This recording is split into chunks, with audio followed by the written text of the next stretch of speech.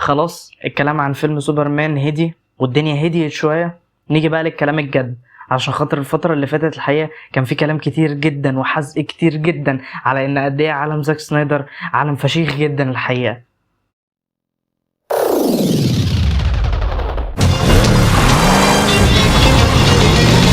What life? I'm in the dark here! I've abandoned my child!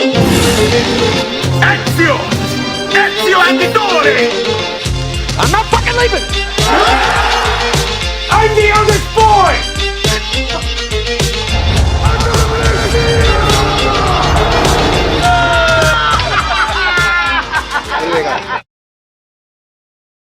طبعا القصة بتاعت الفيلم القصة التقليدية جدا بتاعت ان ليكس لوثر بيحاول يقلب العالم كله على سوبرمان، ويحاول يبينه قدام الناس كلها بان ان هو الفيلن، هو الوحش قدام الناس كلها.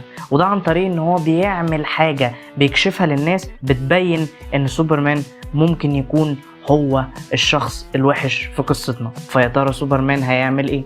طيب الجزء ده من الفيديو هيبقى من غير حرق، فلو عاوز تعرف رأيي عن الفيلم ممكن تكمل الفيديو معانا، ولما نيجي نتكلم في حرق هبلغ قبلها بان هيبقى فيه حرق. نيجي لإيجابيات الفيلم.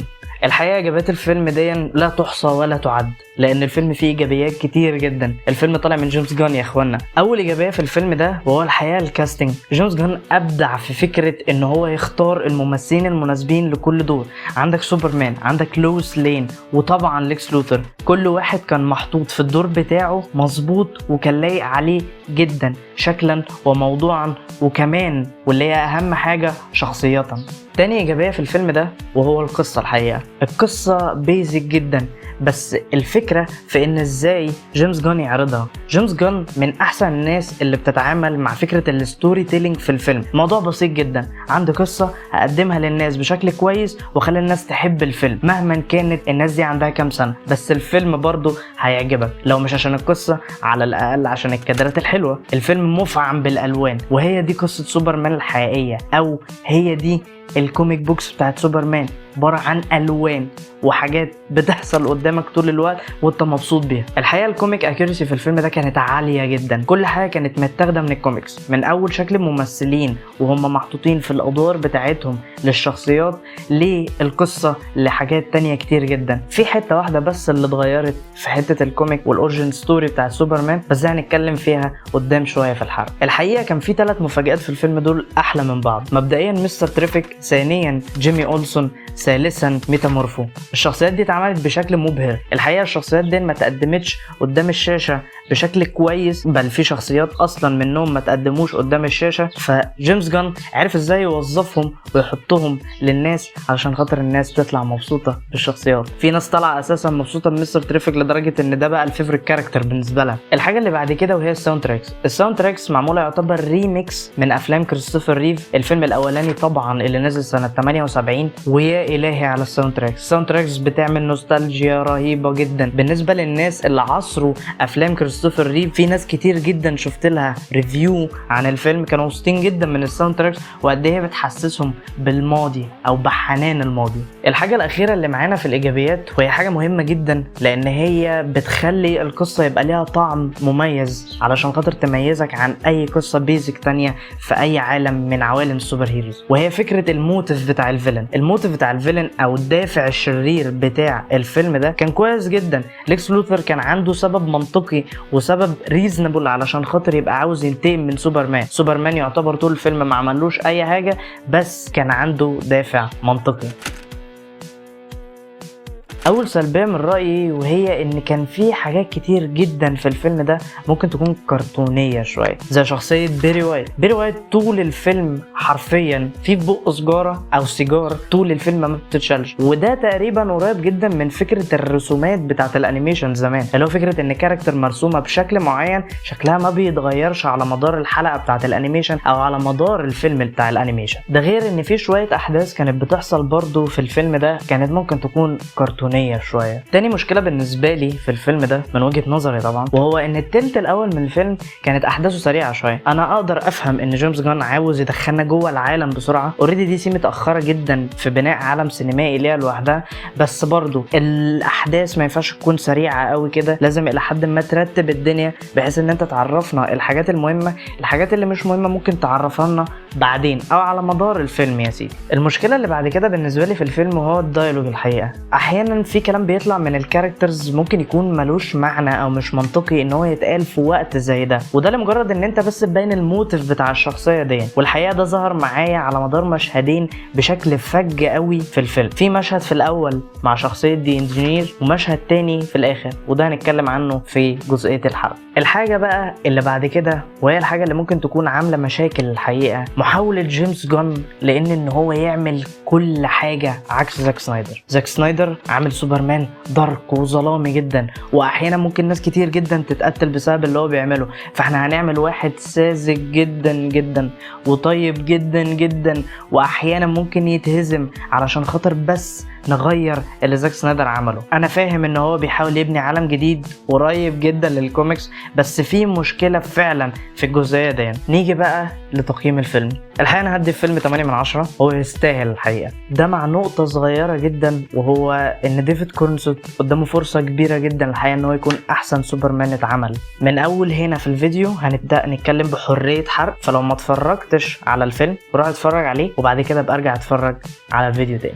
من ضمن الحاجات اللي عجبتني في الفيلم الحقيقه وهو فكره ان جيمس جان عرف يخلق شخصيه جديده زي الترا مان اللي هي هتتحول لبيزارو بعدين.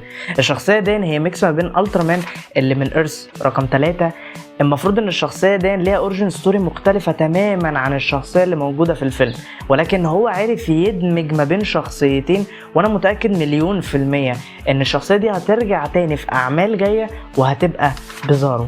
جيمس جان عمل في الفيلم ده حاجه حلوه شويه، جاب برادلي كوبر عشان خاطر يعمل شخصيه جوريل ابو سوبرمان الكريبتوني، وعمل حاجه غريبه شويه، غير الباك ستوري بتاعت سوبرمان لباك ستوري تانية ومختلفه تماما عن سوبرمان اللي احنا نعرفه واللي اتقدم في الافلام وفي الانيميشنز بتاعتنا. وهو ان هدف سوبرمان اصلا علشان خاطر يوصل الارض بانه هو يعتبر يحتلها وياخد من كل الستات اللي موجودة على كوكب الارض كزوجات ليه، عشان خاطر يقدر يرجع العرق الكريبتوني تاني. فكان غريب، بس في نفس الوقت انا كنت احطه كسلبية. بعد كده لما فكرت فيها قلت ما تيجي نعمل حاجة جديدة، خلينا نختلف شوية، نبقى قريبين من الكوميكس في حاجات، بس في نفس الوقت تغييرات بسيطة مش هتضر، بل وكمان طالما أثرت على القصة بشكل كويس فده حاجة حلوة. الحاجة اللي بعد كده وهي شخصية جيمي أولسون. الحقيقة الشخصية دي من أكتر الشخصيات اللي كانت محطوطة في الفيلم عشان خاطر تبقى الكوميك ريليف، أكتر شخصية ممكن تضحك في الفيلم ده كله، ده غير إن هو طالع بتاع نسوان شوية. والحاجة الأهم والإيجابية الأكبر في الفيلم ده الحقيقة سوبرمان طالع بينقذ كلب وسنجاب. شفناه فين ده قبل كده؟ انتوا متخيلين ان في ناس ممكن تطلع مخليه من الجزئيه دي سلبيه لما تكون سوبرمان شخصيه المفروض ان هو فضائيه بس هو اقرب للانسانيه من اي انسان تاني؟ وده كان هدف الفيلم كله اصلا، بان هو يبين لك ان الانسانيه ممكن تطلع من كائن غريب ومختلف عننا كلنا. دي حاجه انسانيه جدا. بينقذ سنجاب، بينقذ كلب، اهتمامه ان هو ينقذ البني ادمين من ان هو يدمر الوحش او الكايجو اللي موجود. ايوه، علشان خاطر ده سوبرمان، ده الهدف بتاعه، وده اللي بيخليه اساسا شخصيه انترستنج للناس اللي بتتفرج. وده برضو بيعكس حاجه مهمه جدا، وهو فكره ان سوبرمان اللي هو الكائن الفضائي طالع عنده انسانيه كبيره جدا، ليكس لوثر اللي هو انسان طالع حيوان. الحاجه اللي بعد كده وهو ان جيمس جان عمل حاجه عظيمه جدا في الفيلم ده، وهو انه سلط الضوء على القضيه اللي احنا عارفينها كويس جدا في دولتين موجودين في الفيلم. الدولة الأولى بتاخد تدعيم رهيب جدا من أمريكا علشان خاطر تخش دولة تانية أضعف وأفقر منها علشان خاطر تاخدها، أو بالبلدي بتاعنا كده المشكله ان الناس طلعت سلبيه في الجزئيه دي، وهو ان قد ايه الدوله الفقيره دي عاوزه سوبرمان عشان ينجدها، او الرجل الابيض اللي هيجي يبتلعها من الفقر والمشاكل اللي محطوطه فيها. وهو الحقيقه ان الموضوع ده عباره عن عبط الحقيقه، او على الاقل انا اللي شايفه عبط. انا اقول لك ليه. كان في مشهد في اول الفيلم ما بين سوبرمان ولويس لين، اللي هو الانترفيو الصحفي اللي لويس لين كانت عاوزه تعمله معاه، كان طلع وقال كده: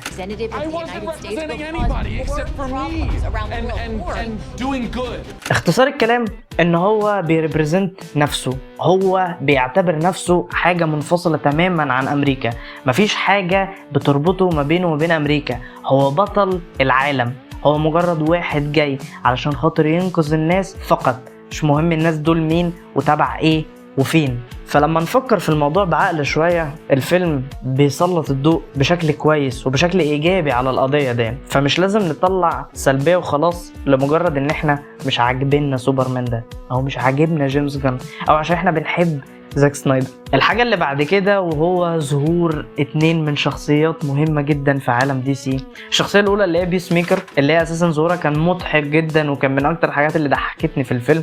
والشخصية التانية واللي أنا كنت متوقع إن هي تظهر هو شخصية سوبر جيرل. بظهور سوبر جيرل ده بيدي أو بيمهد الطريق لفيلم سوبر جيرل وومن اوف تومورو. الشخصية الحقيقة كانت متاخدة من الكوميكس، كأنها طالعة من صفحة من صفحات الكوميكس بالظبط. الشخصية السكرانة اللي مش هممها حاجة، اللي مش فارق معاها حاجه، لدرجه ان هي في اخر المشهد بتشتم سوبرمان. انا دي من اغرب الحاجات اللي انا شفتها في حياتي الحقيقه. الحاجه اللي بعد كده اللي هنتكلم عنها وهي الساوند تراكس. الساوند تراكس بتثبت ان قد ايه جيمس جان بيحاول يخلق كريستوفر ريف جديد مناسب مع العصر بتاعنا ده، وهو عن طريق طبعا الالكتريك جيتار. وده بيبان جدا في التمارين اللي ديفيد كورنسوت عملها علشان خاطر يبقى قريب جدا للفت بتاع سوبرمان ويبقى قريب جدا من الشخصيه دي. في شويه سلبيات كده عاوزين نتكلم عنها في جزئيه حريه الحرق ده، لان هي سلبيات تنرفز الحقيقه. اول حاجه وهي شخصيه ايف تاسماكر. شخصيه ايف كانت شخصيه محوريه جدا الحقيقه طول الفيلم، بس الحاجه اللي نرفزتني شويه وهو ان ليكس لوثر غبي قوي لدرجه ان هو يخلي ايف تصور مناطق حيويه واحداث حيويه جدا. هي بتاخد سيلفيز، بس هو غبي جدا لدرجه ان هو ما يعرفش ان الصور دي ممكن تستخدم ضده في حاجه بعدين. الحقيقه دي برضو فلتت شويه من جيمس جان. الجزئيه الثانيه الحقيقه وهي جزئيه الديالوج اللي كنا اتكلمنا عنها في الجزئيه بتاعت اللي هي من غير حرق. لو هنحرق بقى فهي حاجات غريبه الحقيقه، حاجه زي شخصيه انجينير وهي بتحاول تبرر دوافعها قدامنا احنا للمشاهدين، وهي بتكلم ليكس وبتقول له ان انا تخليت عن انسانيتي وبقيت كده عشان خاطر اساعدك تقتل سوبرمان يا راجل. والحاجه الثانيه اللي كانت اوف شويه ممكن تكون حلوه لو انت بتقراها في كوميك، بس كانت غريبه جدا ان انت تتفرج عليها في مشهد، وهو المشهد الاخراني بتاع سوبرمان وليكس لوثر، وهو قد ايه سوبرمان بيشرح له كل حاجه عن قد ايه هو جامد جدا وقد ايه هو شخص كويس جدا وقد ايه هو انساني جدا. الحاجات دي انا احب اشوفها بتحصل في افعال احسن مليون مره من ان انا اشوفها بتترجم على لسان المين كاركتر بتاعتنا. ودي كانت حاجه غريبه شويه، كانت ممكن تعمل بشكل افضل من كده. او لو كنت خليت مثلا ليكس لوثر يكمل كلامه من غير ما تقطعه في مشهد كوميدي، وان كريبتو يبقى داخل في المشهد ويدمره ويدشمله والكلام ده كله، كنت ممكن تخليه يكمل كلامه، كان المشهد يبقى احسن من كده شويه. الحاجه اللي بالنسبه لي كانت غير مبرره شويه وهو ان سوبرمان الحقيقه كان ضعيف شويه. هو عمال طول الفيلم بيقولك ان ده مش اقصى قوه لسوبرمان، وان هو متضرر دايما، وان هو داخل كل فايت وهو مش داخل في الفول بوتنشال بتاعته. انا ممكن افهم ده، بس حتى الفول بوتنشال بتاعت سوبرمان او الاقل من الفول بوتنشال بتاعت سوبرمان اقوى من كده بكتير. سوبرمان هو شخصيه خارقه، هو اقوى حاجه حصلت واقوى حد مبدع فكر في ان هو يعمله. شخصيه سوبرمان هي شخصيه قويه جدا حتى في ضعفها. انا ممكن اتفهم الحوار ده لو ان الكاركتر دي اتعمل لها كاركتر ديفلوبمنت بعدين، بان هو مش مستوعب حجم قدرته، وده يبان في الافلام اللي جايه بان انه هو اقوى حاجه. مثلا ممكن تانلوك الحكايه دي عنده شويه بان مثلا جوناثان ابوه يموت، ده يبين قد ايه هو قوي، ويبين قد ايه ان هو ما يقدرش ينقذ الناس اللي هي المفروض حصلت في الكوميكس قبل كده. المفروض ده يبين هو قد ايه ما يقدرش ينقذ كل الناس، رغم قوته دي كلها ما يقدرش ينقذ كل الناس، ما قدرش ينقذ ابوه. فبعد كده ده يبين ان هو بيحاول يوصل للفول بوتنشال بتاعته اكتر، فيبقى اقوى اكتر. اتمنى ان ده يتظبط بعدين في العالم. لان سوبرمان كده مش هينفع يكمل بنفس الطريقه دي لاخر العالم ولا النص بصراحه. المشكله اللي بعد كده الحقيقه هي مشكله وحاجه حلوه في نفس الوقت، اللي هي شخصيه كريبتو او الكلب بتاع سوبرمان. الحقيقه الشخصيه دي جميله جدا وحلوه جدا، بس كانت مقحمه في احداث كتير جدا من الفيلم، لدرجه ان كريبتو بقى بيتعامل على اساس ان هو سوبرمان، هو اللي بيظهر في اوقات معينه جدا، والاوقات دي بتبقى محتاجه بطل يجي ينقذ الموقف ويظبط الدنيا. مش احسن حاجه ان انت تبقى بتهمش سوبرمان على حساب كريبتو. كريبتو شخصيه جميله وده جودست بوي وكل حاجه، بس ما بتتحسبش بالطريقه دي. السلبيه اللي بعد كده وهي البوست كريدت سينز. البوست كريدت سينز في الفيلم ده ملهاش اي 60 لازمه، مجرد مشهدين، مشهد لسوبرمان وكريبتو وهم قاعدين فوق القمر، والمشهد التاني كان نكته ما بين سوبرمان ومستر تريفيك. المشهد يضحك وكل حاجه، بس فعلا المشهدين مالهمش اي 60 لازمه. كنت اتمنى ان يبقى فيه اي سنيك بيك على اي شخصيه تانية او اي فيلم من الافلام اللي جايه لعالم دي سي، مش مجرد نكته محطوطه والسلام. دي كانت معضله الحقيقه. مش مشكله تخلي الفيلم وحش، بس بالنسبه لي كانت سلبيه الحقيقه. بس ده كان كل حاجه عندي لفيديو النهارده. اتمنى الفيديو يعجبكم، وقولوا لي برضو ايه اللي يخليكم تقولوا ان الفيلم ده حلو او وحش في الكومنتس. لو الفيديو عجبك ما تنساش تعمل شير ولايك وسبسكرايب. سلام. So Batman Can't Kill is canon. And I'm like, okay, well, the first thing I want to do when you say that. He didn't have to die. What? He didn't have to die. You're crazy. I had to try. If someone can be saved, I have to try.